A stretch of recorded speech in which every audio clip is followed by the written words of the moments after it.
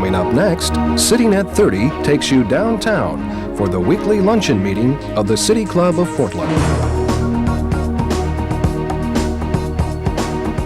Live weekly coverage of City Club is made possible in part by TCI and is produced through the facilities of Portland Cable Access.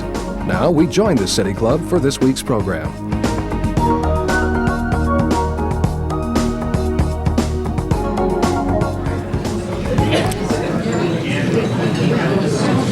Good afternoon.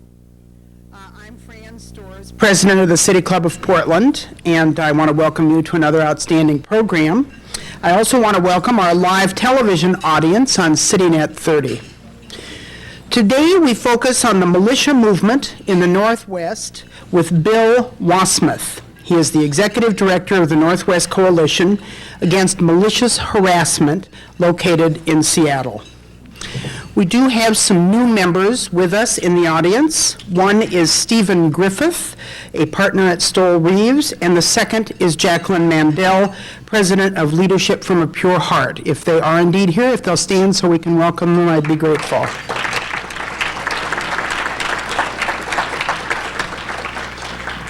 I also have the unpleasant responsibility of telling you that one of our longtime members, Mr. Frank Eisman, has recently died in Hawaii, and certainly those of us in the club wish his family members all of our good wishes and real condolences at this time. Next Friday, please join us for Mayor Vera Katz and her State of the City address. As you know, this program was originally scheduled for last Friday, but was canceled due to the tragic shootings which took place last week here in Portland. We've rescheduled the mayor's presentation for next Friday. Will also be here at the Multnomah Club, so please do make your reservations early. City Commissioner Jim Francesconi, who was to have spoken to us next Friday, has kindly agreed to speak later in the spring. 2 weeks ago, we began a special membership drive, and a task force of 40 members are recruiting new members between now and the end of the month. And for new members who are interested in joining, this is the time to do it. The $25 setup fee will be waived.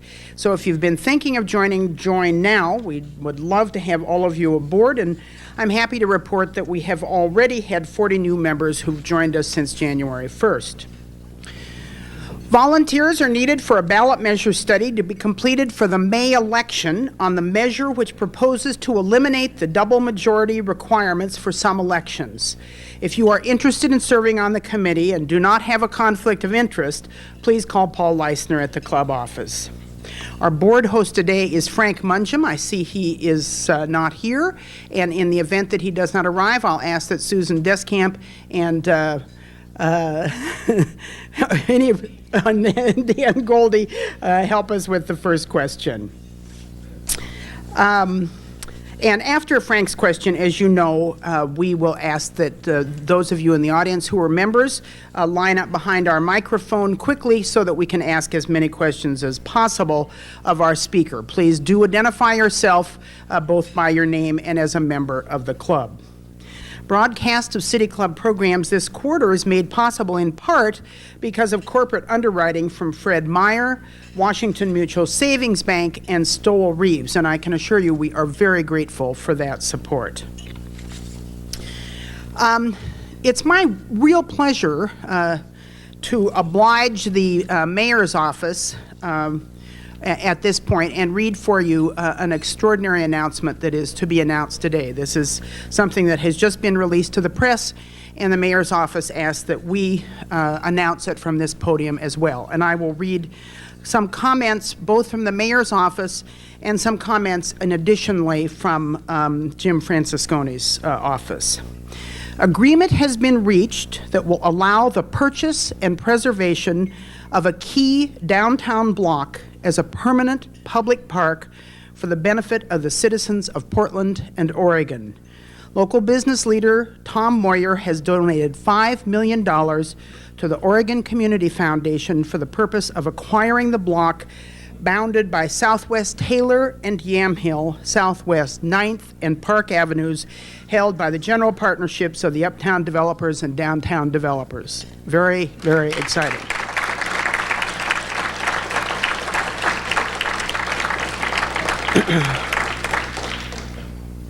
The Portland City Council will be asked to execute an agreement with the foundation when an ordinance is presented for council action Wednesday, February 11th. The agreement sets forth the terms under which the property will be transferred and its timing, which must occur between the years 2000 and 2003. And prior to that, the city is expected to budget sufficient resources to explore the proper design, function, and ongoing maintenance of the park space. Very exciting. No shadow on the square. According to the terms of the agreement, planning efforts may consider up to 30% of the property surface for use as retail and subsurface use as public parking to meet the expanding cultural district needs.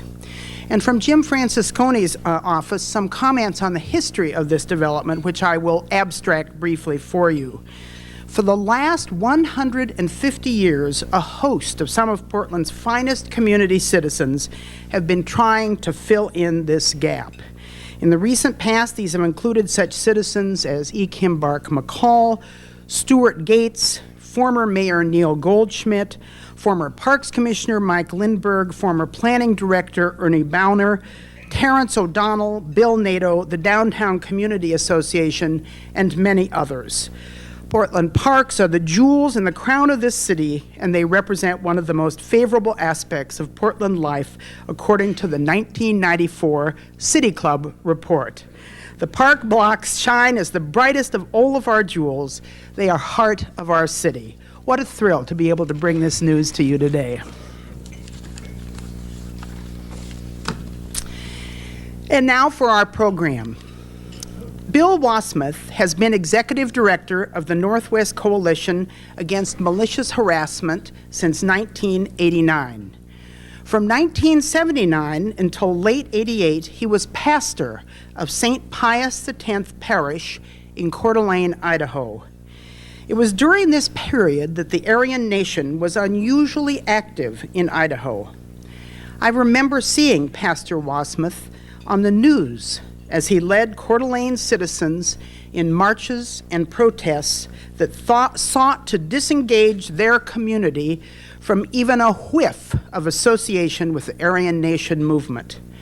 In 1986, as a testament to his efficacy, his own home was bombed by Aryan Nation members. Mr. Wassmuth was educated in philosophy and in theology with a master's degree at St. Thomas Seminary in Kenmare, Washington. His master's in religious education came from Seattle University. He served many Idaho parishes before moving to Coeur d'Alene in 1979.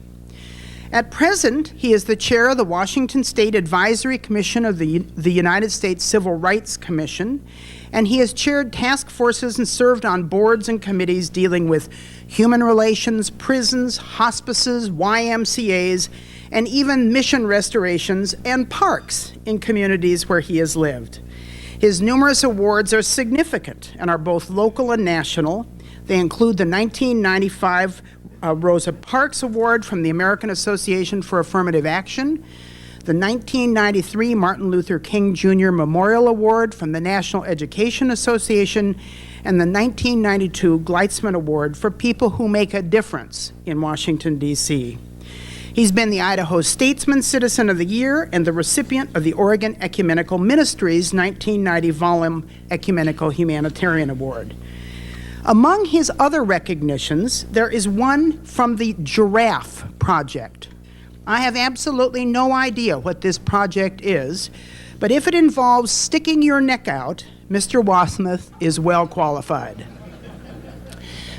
Today, he will stick his neck out for us as he helps us demystify the militia movement. Please join me in welcoming Mr. Bill Wassmuth.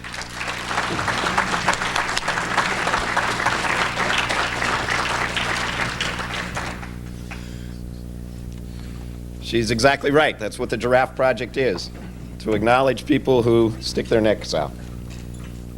They moved the Giraffe Project to Russia a couple of years ago and had some difficulty translating because to stick your neck out in Russian doesn't mean quite the same thing. So the giraffe was losing some of its symbolism.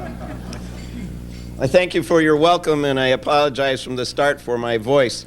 I hope it's not too irritating to you. We'll make it as pleasant as possible. I'm just going to simply blame it on El Nino like we blame everything else these days. It's great to be back here again. It's been a number of years since I spoke at the City Club, and it's a real honor. I'm honored to have this chance to share some ideas and thoughts, both with you seated here and with those who hear it on other aspects of the media as well. And I have to say I'm also honored to be the setup person for the mayor next week. I hope, however, that the mayor in her State of the City message doesn't build on what I'm going to say today, that there's no real connection there. I wish that it was not necessary that I still do these kinds of presentations. I wish the problem would simply go away. In the introduction, the incidents in Coeur d'Alene were referred to, and indeed there was a lot of action there years ago, and there have been a lot of action over the years. But we're going to have to do it all again. We just found out the other day that Richard Putler of the Aryan Nations plans to convene the race of skinheads around Hitler's birthday, as he usually does. Only this year he has successfully applied for a permit to march right down Sherman Avenue through the center of town on April 18th. That's going to be a most disturbing kind of event. You can imagine the image that would come to Portland if that happened in Portland rather than Coeur d'Alene. So we have to do it again. The Northwest Coalition Against Malicious Harassment, for those of you who aren't familiar with us, works with communities and organizations in Colorado and Idaho, Montana, Wyoming, Oregon, and Washington states to end malicious harassment and violence by countering individual and organized bigotry and anti-democratic movements. There's some materials on the table back there that you're welcome to help yourself to. If you want to sign up and be on our mailing list, I would welcome you to do that. And for those of you who are hearing this over radio or on TV, our phone number to get that information is 1-888-214-9218. I don't have to spend a lot of time this afternoon getting your attention on this issue.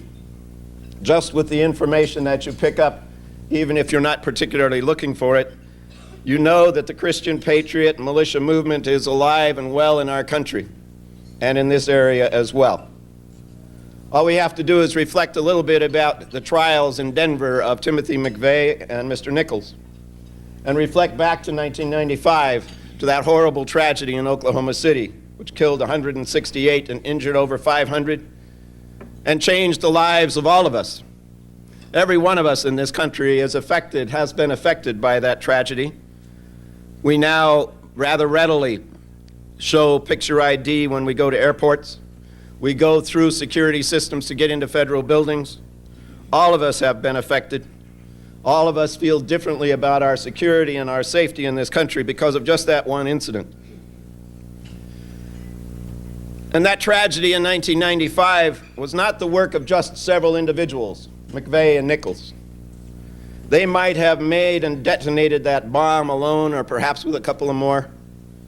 But they were fed by an ideology of a patriot movement, an ideology that was going long before and that continues long after. Mr. McVeigh had as one of his guidelines the Turner Diaries, written by William Pierce in around 1980. William Pierce is a neo-Nazi on the East Coast who was dramatizing in the Turner Diaries how to overthrow the government through terrorism.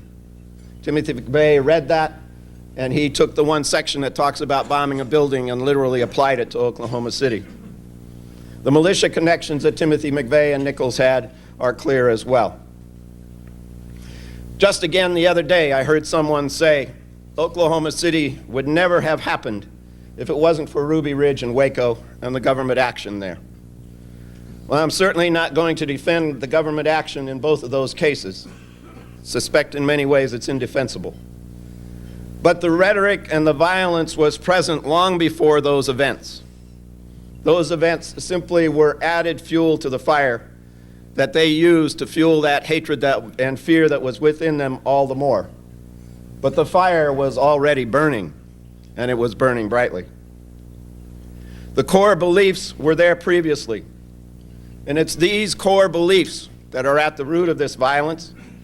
The beliefs and the rhetoric fuels the fires of hate until somebody starts acting out, as Nichols and McVeigh did in Oklahoma City.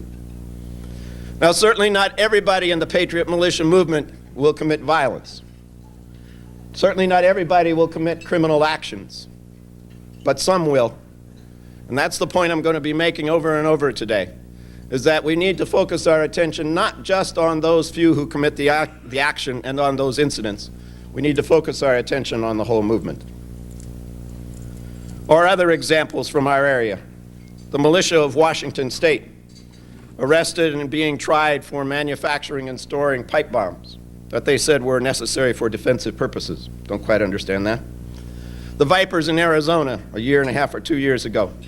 The Freeman standoff in Montana a year and a half ago. You remember that? 81 days, millions of dollars before they surrendered and are now still facing trial in Billings. Over 600 people were trained by the Freeman in Montana before they were stopped. And those 600 people have spread across the country, and in over 20 states there is court action against illegal activity that the Freeman educatees have done. The militia in Georgia, convicted not too long ago of criminal activity. The Republic of Texas militia group that just showed up on the radar screens this last summer for their violence, kidnapping a husband and wife. A county clerk several years ago in California who was attacked in her garage because she refused to accept phony lien papers from a militia group. The list goes on and on and on. You could add your own from your own experience in terms of reading the media in this area. Common law court just showed up in Sheriff Noley's office a couple of days ago. Common law courts in other places in the country have issued injunctions against judges, and in several cases have issued execution orders against judges. The militia of Southern Oregon, which claims 206 people in Jackson County and 599 in Josephine County, is active. They use all kinds of different methodologies to expand their perspective. The militias and the Patriot movement is not above using the incident with law enforcement last week where the policewoman was killed to further their ideology as well. Many other cases, not all of them are reported in the media, but we've become a little bit callous to them as we see them, and we can't dare do that. But today I want to move past just incidents. I want to try to put together a context for this problem. For we're dealing with a movement, not just incidents. And unless we realize that it is a movement, we will never successfully confront it. It's a movement with many different dimensions, not all the same by any means, and I don't mean to paint it all with the same brush at all. There are many different dimensions to it. It's a movement that's not highly organized, as we would think in business world or in political world, even as organizational structure. There is no single organized leadership at this time, for example. Rather, it's a movement that is united around ideology, around some core beliefs. And that core belief unity is strengthened by connections over the internet. There are numerous sites for the militias and other groups. By fax machine, by any way that they can communicate that's out of the normal media communications because they don't trust them. And by information sharing at gun shows and survivalist expos, including the one here in Portland last year. It's a movement that has gained substantial ground in recent years. After Oklahoma City, there was something of a dip. Some of the people in the movement looked at that and said, if that's the direction it's going, I want out. But many others did not. And since that time, there's been a revitalization in terms of numbers. Southern Poverty Law Center, that many of you are familiar with, they are a national watchdog on these kinds of groups. And just several weeks ago, they published a report that said that the movement has indeed increased to a larger membership now than what it had 2 or 3 years ago. It's a growing movement that is of great concern to people who love justice and who love freedom. Because it's a movement that has underlying racism and bigotry at its core. It's a movement that is headed in anti-democratic directions.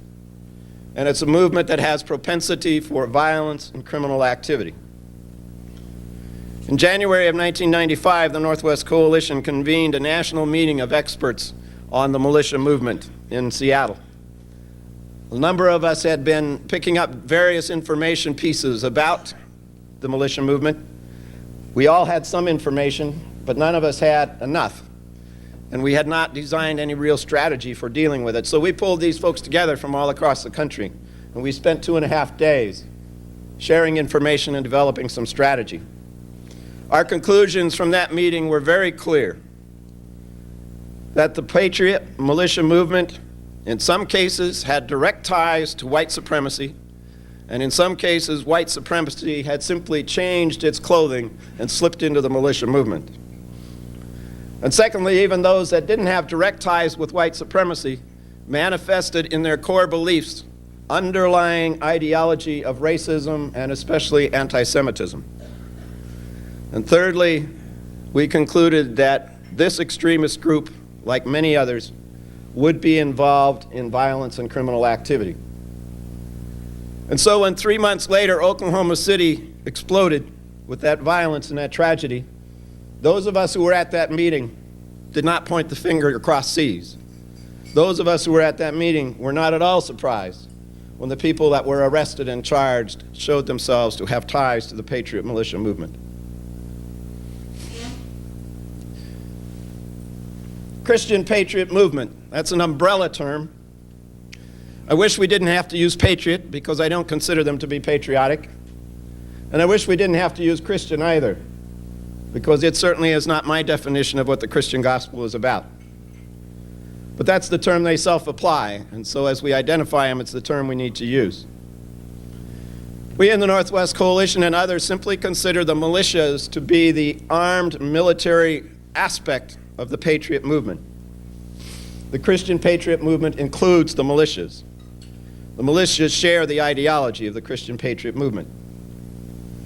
Militia is really an incorrect term as well. There is no legitimate militia in the United States.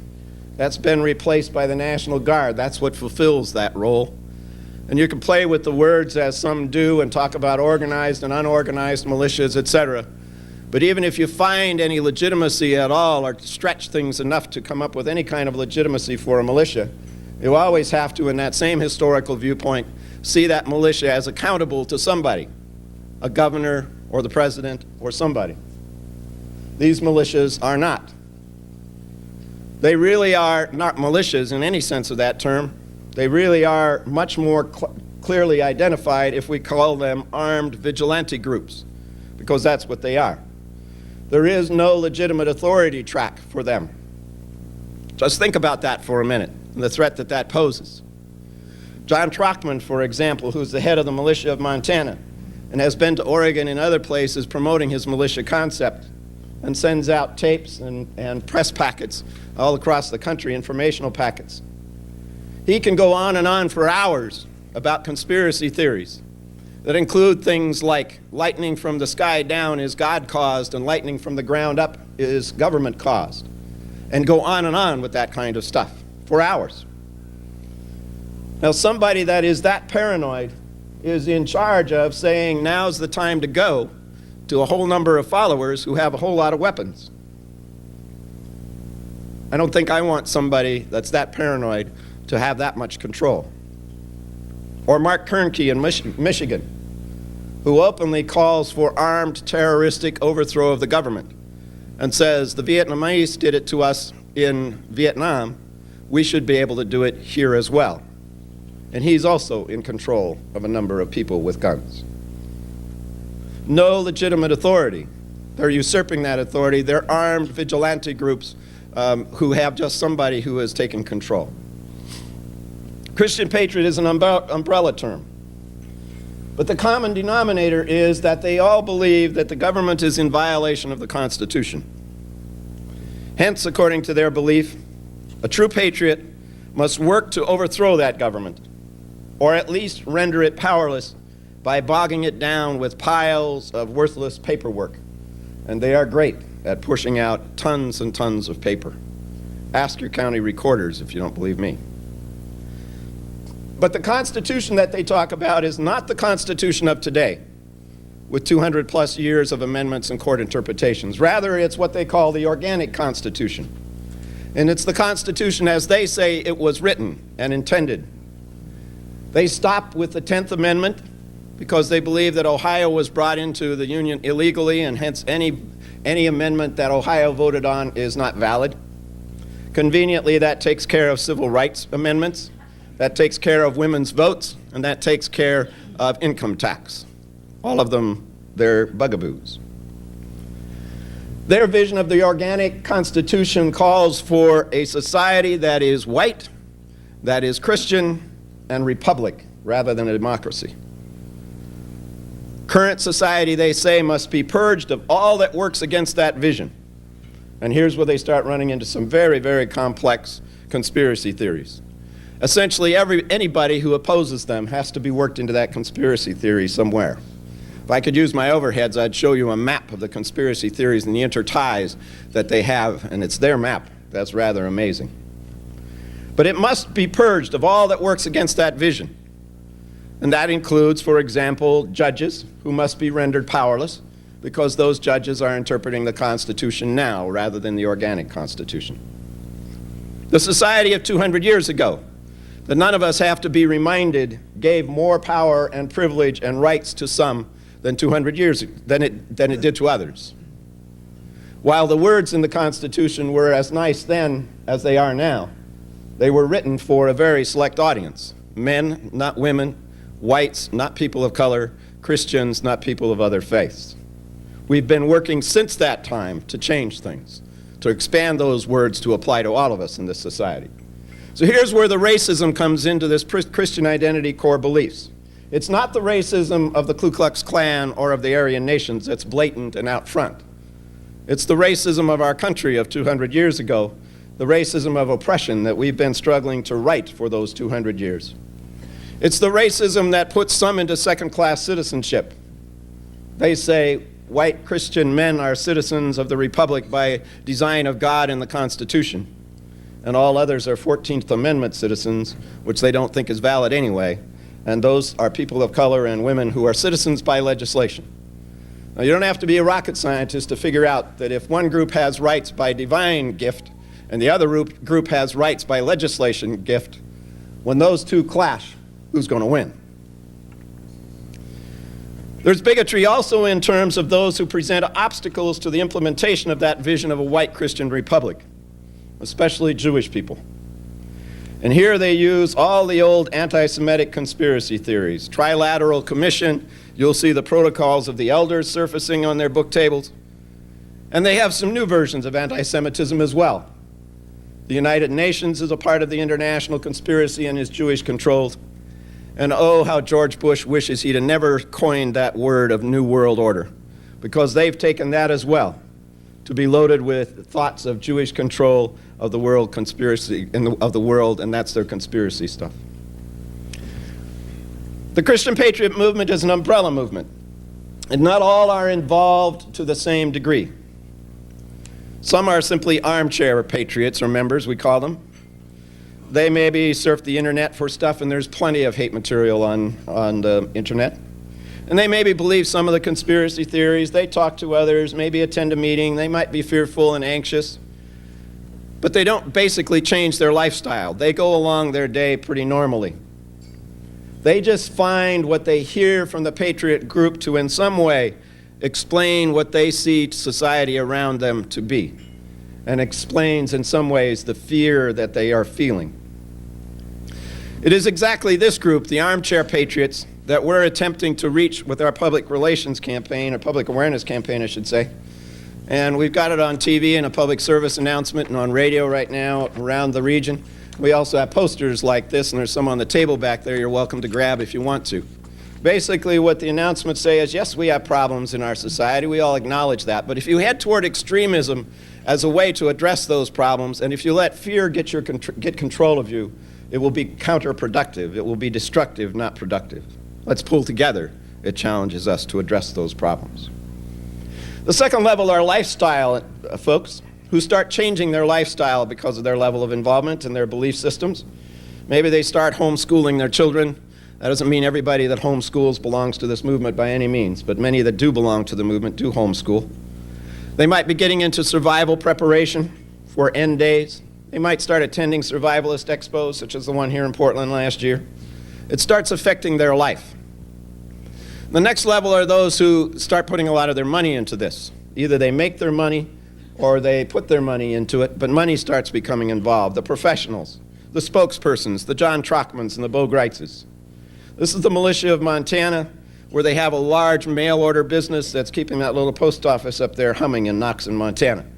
These are the folks that file sovereign citizenship papers, declaring themselves to be citizens of the Republic of Oregon and disassociating themselves from citizenship in the United States or in the real state of Oregon. These are the ones that collect weapons, albeit legal, but a bunch of them start filing bogus papers and liens, attempting to bog down the government. Next level is when the core beliefs start pushing them across the line into criminal behavior. They start saying the government indeed is not valid. I knew that all along, so why in the world am I paying taxes? And they refuse to pay taxes. Here again, not everybody who doesn't like paying taxes belongs to this movement. But the folks that do, as you can readily understand, see paying taxes as supporting the enemy. They start filing liens, sometimes rather cleverly. The freemen of Montana filed liens, took the paper from those liens, paid their income taxes, overpaid their income taxes with some of that phony paper stuff, and then applied for refunds and got real cash back. They refused to get licenses to drive their car or for their license plate tags, saying, we the people own the roads, why do we need permission to go on them? They start accumulating illegal weapons, citing what they think is their right to own any and every weapon that they can get their hands on. And they start forming militias, or more properly called private armies or vigilante groups, and they start issuing threats. And then the last group are the underground terrorists. These form into cells, 2 to 10 people. That cell concept has been developed very carefully in the militia movement, so that if any of them do commit criminal behavior, the whole organization doesn't come down. And we have good examples of that. McVeigh and Nichols and any others that might have been associated in there, if indeed there were, are a cell group. They have been convicted of one of the most egregious crimes in the history of our country. But everybody else around them that fed them all the ideology is untouchable. The Kehoe brothers, who were involved in that shootout in Ohio last summer, and Mr. Lovelace form another group out of North Idaho. They're now on trial for up to five different murders. The Phineas priesthood folks, another cell group out of Spokane and Sandpoint in northern Idaho that robbed the U.S. Bank twice in Spokane and bombed the Planned Parenthood Center and the Spokesman Review. These are good examples of this cell concept.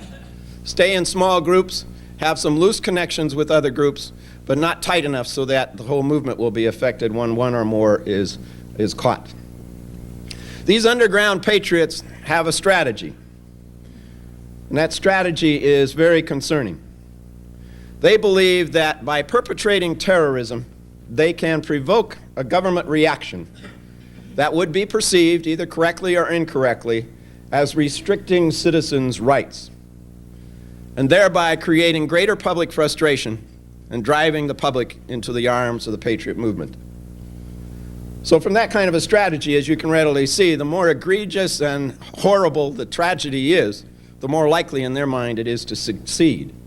This is how they can start justifying the killing of babies, as McVeigh and Nichols did in Oklahoma City. Now, certainly not everybody in the militia movement is on the same level here. That's why I described all 6 of those. Those in the terrorist version are relatively small in numbers. Can't count them because you can't get a hold of those cell groups. And they surface every so often with violent acts. Only those who commit violence and crime are accountable for those crimes. That's true. But everyone in the movement is morally responsible for the violence and criminal behavior. They aren't criminally responsible, but we have to hold them morally responsible for it. They should be held accountable. I'm certainly not against free speech. I stay very close to the ACLU to make sure that they help me not be against free speech. And certainly these folks have a right to say and believe whatever they want. But we have a right also to hold them accountable for what they say and hold them accountable for the fallout from that rhetoric in the moral sphere of things, not in the criminal sphere of things. So the leader who continually tells his followers to take up arms and strike at various targets must be held accountable when someone who hears him and hears that rhetoric decides to put it into action. Perhaps that accountability is in civil court. You have a good example of that here in Portland with Tom Metzger and the murder of Mulligataway Surratt in the early 80s. a civil suit that the Southern Poverty Law Center and some others joined together to successfully conclude for millions of dollars. Tom Metzger, by the way, is due in Seattle next week, and I suspect will be coming through Portland from California to get to that meeting in Bellevue. But certainly in the court of public opinion, even if not in civil court, we have a responsibility to expose the agenda of these groups, to tie their beliefs to the criminal actions when those actions take place. I know that trials are for those who committed the crime, but it disturbs me that we so quickly lose the larger context, as we did around the Oklahoma City bombing trial. Initially, everyone in 1995 wanted to know about the Patriot movement and the militias, but after several months, not very much interest anymore. And during the trials, very little, if any, a look at the movement that these folks were a part of. I find that short-sighted. I find that irresponsible. Getting rid of McVeigh and Nichols through life in prison or execution will not remove the problem, because the problem is a movement, not just two men who made a huge bomb. It's an umbrella movement. Not everyone in the movement is the same. Not everyone holds the same beliefs.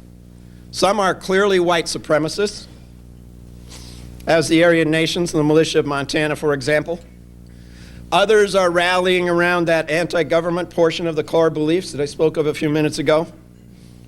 But there's another very disturbing trend that bears close scrutiny and monitoring, and that is that the Patriot movement and the militia are opening their arms even wider and taking on other issues in order to expand their membership and their recruitment.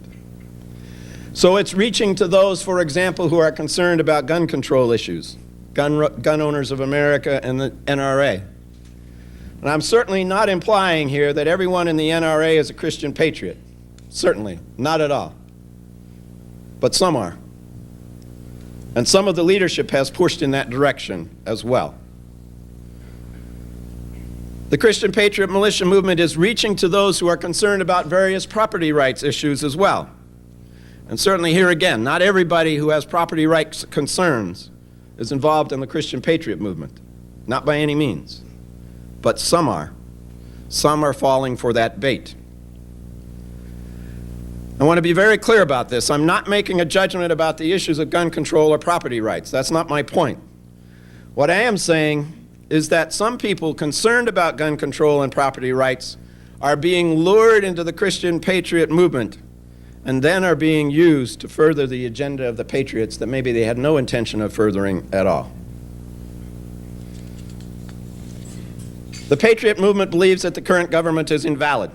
Therefore, the Patriot movement, has a responsibility to overthrow the current government and to set up its own.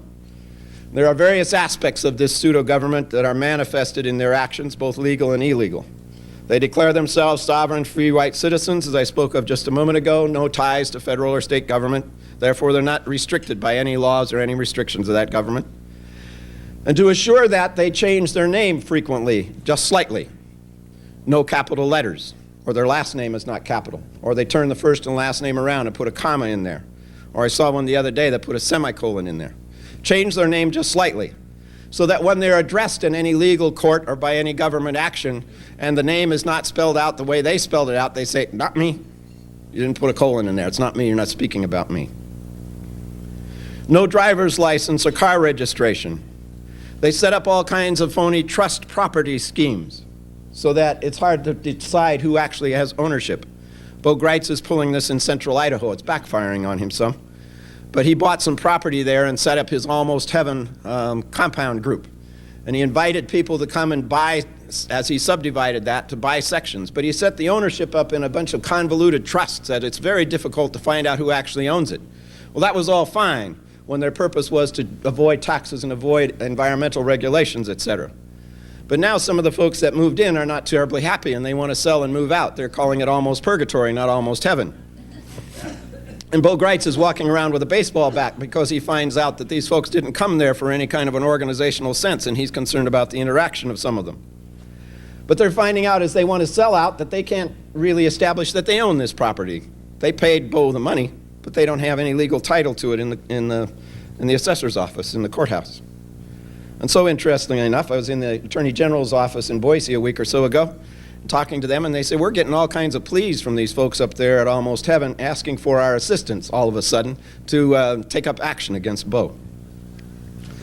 When they need the government, they're very ready to fall upon it. They set up courts, common law courts, because they believe that the courts as they exist with this illegal government are invalid. There are common law courts in this area. As I mentioned earlier, some of the common law folks just paid a visit to Sheriff Noley's office just earlier this week. They indict judges, they render verdicts, they call upon the sheriff to enforce these phony verdicts. They threaten to utilize the militia to implement them. So far that hasn't happened anywhere that I'm aware of, but they threaten it. And sometimes in relation to these courts, they file some bogus liens. The Republic of Texas filed one for something like $9 billion.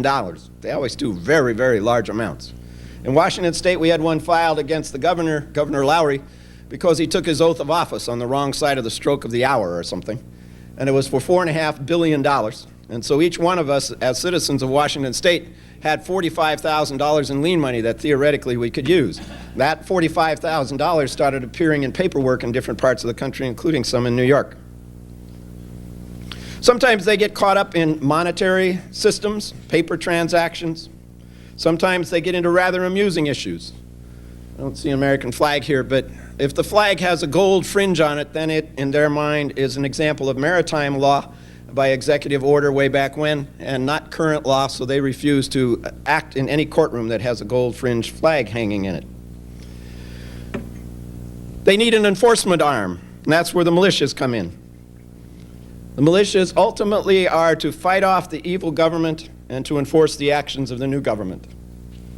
They claim to be constitutionally empowered as a law enforcement a law enforcement group that has constitutional authority that can effectively take care of its citizens when called upon to do so. And they say and threaten that they will enforce laws wherever the sworn law enforcement fails.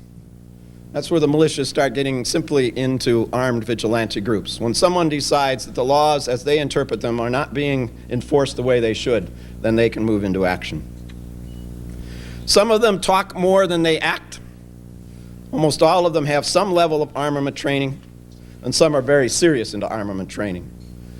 One group in northern Idaho, a militia group, was photographed in full camouflage with code names, with automatic weapons, doing target practice on silhouettes of Bill and Hillary Clinton. So what conclusions can we draw from all this? Quite quickly. One of the things we need to deal with is the grievances that inspire the Christian Patriot movement. Some of the grievances that they cite to justify their actions are real. Many are perceived. We need to separate the two, address the real issues, and then identify and reject those bogus and mythical grievances, rather than somehow allowing them simply to munch those all together. We do need to make government more accountable. We do need to avoid abuses. We do need to address the real issues. But we need to separate those real issues from the bogus issues. And that's the job of all of us. We must work to protect the rights of all and avoid that slip backwards toward what our society was 200 years ago. When we allow the rights of any one of us to be trampled or diminished, we start down that slope that leads to a threat to the rights of all of us. If we sacrifice the rights of anyone for the sake of security, we all lose. And most often we're willing to sacrifice the rights of others, not our own. Those of us who would sacrifice freedom for security will soon wake up to discover that we have neither. I think Thomas Jefferson said that, but if he didn't, he should have. Thirdly, we need to recognize that democracy is fragile. Hitler was elected by a democracy. It's fragile. It takes work to maintain in a healthy fashion. And that demands participation from us all. We simply may not slump into that apathy because it allows folks who have an agenda that's not okay with us to start getting into some positions of power. Democracy is fragile. Ultimately, the Christian patriots want the control of society to be in the hands of a few. That's not democracy. That's why they emphasize republic rather than democracy. We may not, through apathy, allow democracy to be eroded. As we say in our public service announcements that are on that poster back there, yes, there are real problems, and those real problems can raise fears in us all. But extremism is not the solution. It rather exacerbates the problem. It divides us further. Let's fight the fear together.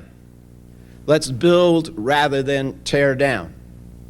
Let's promote the rights of all rather than just the rights of a few. Thank you all very, very much.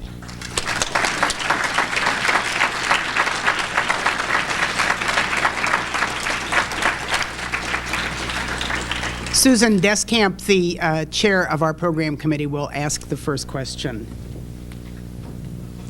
Thank you, Bill. That was very, very interesting and informative. I want to take you back to the issue of the militia movement and the NRA. I'm very, very concerned about weapons in the hands of so many people, grenade launchers in the hands of this person who killed a police officer last week. I want to pursue the issue of NRA and the connection with the militia movement. I think there are a lot of people who are concerned about the level of weaponry, and a lot of people who are concerned about what level of weaponry some of these extremist groups have that we don't really know about. I don't want to get us paranoid about that, but certainly the efforts to recruit into the militia movement from the military and from law enforcement have been very strong, because the military has the expertise and has the hardware that these groups want to get their hands on. How much they've actually got their hands on, I don't know. The leadership teases about that, but obviously they don't take any news crews to photograph it. We all have a concern about the level of weaponry in our country, at least I think we do. Some have it on one side saying it's too much, and some have it on the other side saying it's being infringed upon. That debate is a debate that we need to have in our society and we need to work on. My only concern is when the Patriot movement and the NRA start seeing some joint efforts there. Because I think most of the people in the NRA simply are concerned about gun control issues. And they are not a partner in any of the rest of the agenda of the Patriot movement. But some of the leadership of the NRA is saying, look, if we saddle up with the Patriot movement, we expand our power and expand our membership quite substantially. You remember last year in the National NRA gathering in Seattle, that there was this power struggle against the two leaders, and Charlton Heston came riding in at the last moment to secure the re-election of the current leader. The good news is that the current leader won, because the guy that was challenging him was directly pulling the whole NRA closer and closer to this level of Christian Patriot militia action. He was pretty clear about that. He lost. Bad news is he only lost because Charlton Heston came riding in and saved him at the last minute, saved the current leader. And the bad news also in my mind is that a group as strong and as powerful as the NRA is that involved, that we need to see that kind of a struggle even go on. So my message to the NRA is you have a legitimate issue to debate in terms of gun control. I happen to be on the opposite side, but we'll debate that. But clean up your act. Stay out of the Patriot movement. Because if you go into that movement, I'm going to start calling you racist. I'm going to start calling some of these other agenda items that are on the Patriot movement, I'm going to start saying that you're supporting them. And no matter how much you deny it, if you're involved in the Patriot movement, you're furthering that whole agenda. You can't just say, I'm only taking care of this part, not the rest of it, and meanwhile the whole Patriot movement is riding along saying, we got all this following behind us. That's not legitimate. That's not workable. Clean up your act. Get out of the Patriot movement. Other organizations that are flirting with this as well.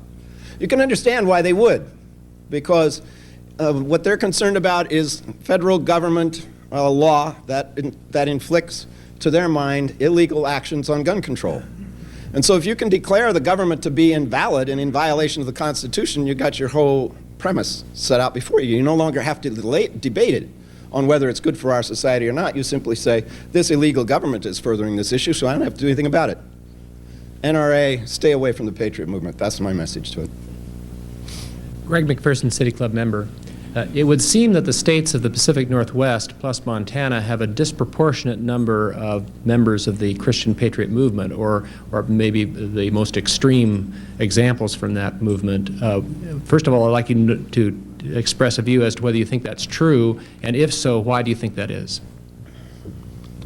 Well, first of all, and I'm sorry the folks on the radio portion can't see this, but this is a map of groups that the Southern Poverty Law Center put together around the state. And around the country. And the darkest sections here are the ones that have over 30 groups that they've identified, and the next color level has 20 to 30. All of the Northwest are in that second category, 20 to 30. The darker states are California and Texas and Colorado and Michigan and Pennsylvania and Florida, other states. So it is proportionately spread around the country, I think. Part of why we get visibility about it is, frankly, the Northwest has done the best job in facing the problem. In issues like Mulligata Sirah here in Portland in 1980, the city of Portland simply said no to that kind of racist skinhead presence. Other cities had racist skinheads too, but they didn't worry about them. Denver didn't worry about theirs until just in November a police officer was killed and an African national was killed. Again, now they're worried about it, but they weren't then. Portland was worried about it. Portland acted against that, took some leadership against that. And part of why the visibility is there is because of the work of the Northwest Coalition, too. We believe, as should be apparent from what I've said today, we believe that this needs to be aired in public, that it does no good if it's kind of suppressed. We believe that the public arena is where this stuff needs to be voiced, needs to be talked about, because in that public arena, the majority of people in our society easily will react against it, will talk against it. But if you start subverting it, if you start not talking about it, then the majority of us don't have anything to react against. We have our share, and perhaps we have just a little bit more for our percentage of population. Part of that is because of Richard Butler's call 20 years ago that's still active to make the Northwest a white Aryan homeland. And he invites extremist groups and supremacist groups to move here to accomplish that purpose. Now, that hasn't been droves of people following that invitation, but some have. Several organizations have as well. So that gives us just a little bit more of a focus in some of the other areas. But we're certainly not anything dramatically more significant here than in other places. I worked in Pennsylvania a year and a half ago to help a friend of mine out there to do a little organizing. When I came back from Pennsylvania, I was glad to be in the Northwest. Pennsylvania has a bunch of troubles, and the Pennsylvania Chamber of Commerce isn't going to like me for this. But they have some cities, little towns in the central part of the state where Ku Klux Klan folks in full uniform stand on corners and hand out materials. I would suggest that doesn't happen here, nor would it. That we would figure out a way to surround them and let them have their freedom, but to also recognize that they weren't going to get anywhere with that sort of activity. Charlie Davis, member. You're mentioning that Metzger is on his way to Bellevue, prompts me to ask a question about some research that's been done about Bellevue and the John Birch Society by Lorraine McConaughey, a paper I just heard 2 weeks ago, of the Museum of Industry and History. Is there a relationship between the militia and the John Birch Society that is more than just tentative? Not that I'm aware of in terms of any organizational ties. I think something that is as long established as the John Birch Society is going to want to avoid those organizational ties. On the other hand, that there is a crossover and that there are people who are on the John Birch Society who are also in the militias, I don't think there'd be any question about that. My name is Jim Wittenberg, and I just joined today so I could ask this question. So. All right, I get a cut. My youngest brother is a part of this movement now, and he joined about 3 years ago. He started with the John Birch people, and since then he has espoused everything that you've said up here today. The only thing he's left out is the no-hide laws, whatever they are. You may be familiar with that. I have reams of this stuff he's given me. He's left his family, he's left this area, he's somewhere around Prineville, and he's armed and talking about how many rounds he can get off if someone comes through his front door. My question is to you, don't you think that the recent publicity about the break-ins into this home out in southeast Portland and the 400 knock and talk or talk and knock or whatever it is that they're doing, give them plenty of ammunition to say this is coming, they're going to be breaking into your homes, you'd better arm yourselves, you'd better join up with us, you'd better get ready because there it is, we've got the proof of it right now. I hear my landlord, I have not heard one person in the last 10 days stand up for what happened out there in terms of breaking into that home without a search warrant. It scares the hell out of me. Yeah. But I know my brother, if you broke into his home, he'd be doing the same thing, and he's never broken a law in his life that I know of. I don't know he's ever been arrested. I think he's even had a driving parking ticket. But he's armed and he's ready, and if you come through his door, he's going to be shooting wherever he is. Yeah. I don't know where he is. Yeah. that struggle on what we demand from our law enforcement agencies is a challenging one that is going to be ongoing, and that I don't have any perfect solutions to, and no one does. But it's a challenge. We work with law enforcement with the Northwest Coalition, and we understand what they're up against in many cases. We're asking law enforcement to keep us secure and safe. We're asking law enforcement to rid us of drugs. We're asking law enforcement to do a lot of different things. And at the same time, we're saying, don't violate anybody's rights in the process of doing that. Now, that's challenging to law enforcement just as it is challenging to any one of us when we try to exert our own rights and have to do that in relation to other people's rights. I have a right to swing my fist, for example, but I no longer have that right if your face happens to be right there. Then that right is modified. So we have a modification of rights that happens in order to accomplish things in our society in order to get along. I'm not suggesting at all that law enforcement doesn't at sometimes step over the lines, and we need to hold them accountable, and we need to constantly debate these issues. I don't know all the details of that break-in and that violent incident, and I don't know both sides of that issue at all. But that has to be something that we can talk about and that we can work out. They will find other issues, if not that one, to further the fire of their movement. They will find issues, that one or others, just like they found Oklahoma City and Waco. Ruby Ridge in Waco. Mike Burton, City Club member. Actually, I think Tuck Wilson and I were going to ask the same question. I'm going to defer to him on this, on the one that I'm sure he'll ask, because he can do it more eloquently. I'll ask a slightly different question.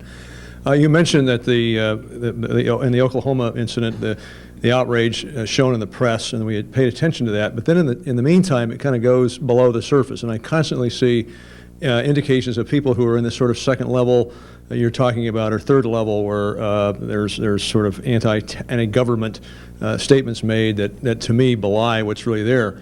Would you speak for a minute a little bit about the role of the regular press in all of this and trying to bring our attention to it? I know it's our business to pay attention, but what do you think the general press is doing to try to point out some of these problems before they become the Oklahoma scene? The press is a constant issue here. You can't live with them and you can't live without them on this subject. My challenge to the press always is report, because I want this issue up in the public, but report critically. Don't just let them have a platform courtesy of your media coverage. A paper in Lewiston, for example, gave Bo Greit's front page, full-color picture coverage for a series of 5 issues. I responded to them by saying, you haven't done that for the governor, for anybody in any leadership position, and you gave him 5 issues, front page coverage, to explain his position without anybody challenging his position or with anybody pointing out the inconsistencies or the out-and-out lies. The Seattle PI just did it again the other day. Front page lead in to a full page-and-a-half interview for 5 hours with Randy Weaver. And what they were trying to do is show a pretty compassionate sort of picture of Randy Weaver, who lost his wife in that horrible atrocity, and indeed it was, and how he had turned away from a lot of their things, and indeed maybe he has. But no critique at all of the fact that he still goes to Jubilee gatherings, he still believes in Christian identity, he's on the expo circuit run, he still associates with all these folks who he says he doesn't have any beliefs with them anymore. I don't think so. You know, if you're going to do it critically. Don't just become a patsy platform for somebody else to expound their views. Do it critically, and then do it. Bill, Tuck Wilson, City Club member. You made reference to gun shows. I wonder if you'd observed at the gun shows you attended that interspersed between tables with Nazi war uniforms, there were assault rifles and handguns for sale without any background checks. Shouldn't we include such checks as part of our measures against these movements? Well, I don't know about gun shows. I've actually only gone to one, and then I have other people do that for me because I can't do it. One, I'm too visible and too many people know me, but secondly is as it doesn't sit well with my gut. I think that's a matter of, we have plenty of laws on the books already in terms of gun issues, and I think we need to enforce those issues. And if that still doesn't leave us with a sense of security and confidence in society, then we need to look at another level of it. I think that's a thing that we need to deal with amongst ourselves in society and with our law enforcement. If indeed illegal weapons are being sold at gun shows, we should stop that. Not just because they might fall into the hands of these folks, but they might fall into the hands of other folks as well who don't have any real use productively for automatic weapons. Thank you very, very much, Mr. Wassmuth. What an inspirational comment. You watch. As someone who grew up near Coeur d'Alene Lake, I was thrilled in talking with Mr. Wassmuth before this presentation began and to learn of a strategy to deal with what will be the march there, and that is simply one of those who are appalled by movements such as the one we've heard about today, coming to the presentations, coming to the parades, and turning their backs on the behavior and on the parade. The kind of thing, one possibility, and certainly the kind of thing that I think that we're all keen on finding methods of dealing with this sort of movement when we hear about it. I'm happy that this presentation today was able to be coupled with comments about the recovery of the park blocks. Certainly it has saved two of our previous presidents. I learned today Jim Westwood and Pauline Anderson, who had told me they were prepared to lie down in the streets in front of the bulldozers, and I'm delighted to tell all of you they won't have to do that. Thank you to them, and thank you to you, and especially to Mr. Wassmuth for his remarks. I'm going to run these back.